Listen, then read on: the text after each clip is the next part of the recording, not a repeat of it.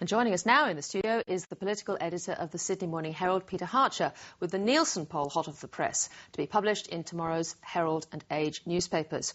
Well, Peter, national figures now. Last week you spoke to us of a new norm, with 2 weeks of the coalition being in the lead and 51-49 last week. Have the tables turned? They have. This is a change week. As it happens. There have been two changes in this campaign. The first one was in the second week, where Labor had a disastrous week and a 6% collapse in its primary vote. This is the second change week. So now week 4, we see Labor's vote coming back. We see the headline number is Labor 53% of the two-party preferred vote to the Liberals, the Coalition's 47%. And the primary?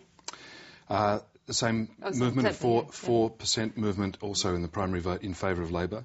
It's an important move for Labor because their primary vote's gone from 36% to 40%. Now, they have an internal metric where their own prerequisite for victory is a primary vote of at least 40%. Well, this poll puts them back on 40% in the primary vote and 53% in the two-party preferred. So where has that shift come from? What's happened to the Greens vote?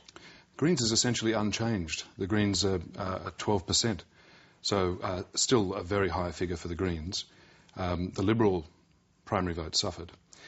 Prima facie, this is the same level of this is the same alignment of numbers that we saw at the 2007 election. On the face of it, you would say the government will be returned with the same level of support it had last time. The difference is that, unlike the last election, there's no strong national mood this time.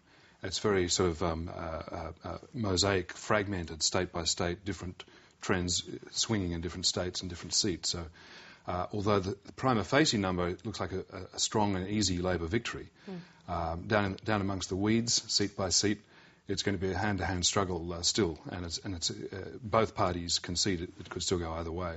Now, it's pretty serious news for Tony Abbott. What's happened to him as preferred Prime Minister? The gap there has widened in Julia Gillard's favour.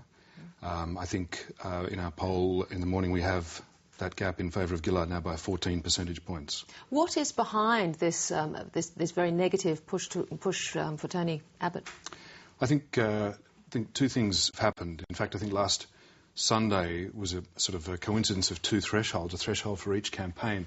For the Abbott campaign, it was the launch, and as your panellists were saying, I think it was a missed opportunity.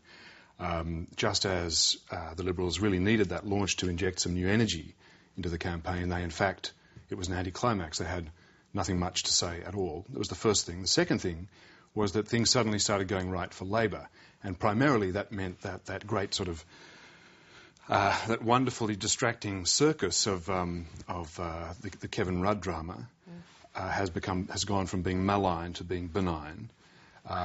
That, again, was last Sunday when the turning point came, that awkward sort of reconciliation between Gillard and Rudd.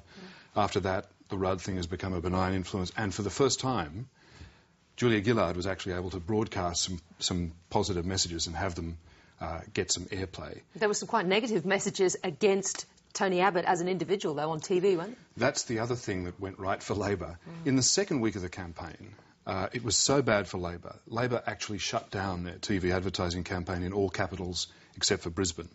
They thought it was pointless trying to get through that noise.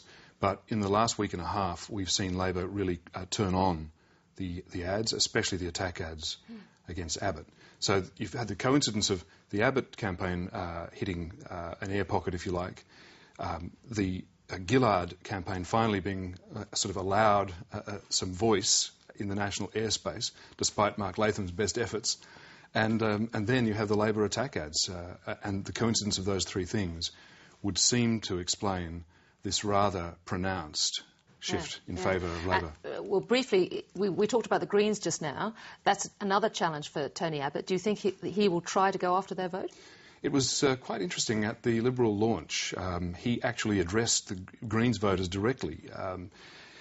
Even though he's facing a room full of Liberal faithful, he said to anybody thinking of voting Green, let me say this, we're the only party with a firm and deliverable climate change policy. In our poll tonight, the Greens preferences are running 86% in favour of Labor. Now, that's higher than the record, which was the last election of 80%. That's a really important influence for the Labor vote. Now, if Tony Abbott's got any clever ideas about how he can try and win their preferences, we'll see them this week. We certainly will, along with a lot of other interesting stuff, I imagine. Peter Hartcher, thank you very much for joining us. Pleasure, Tiki.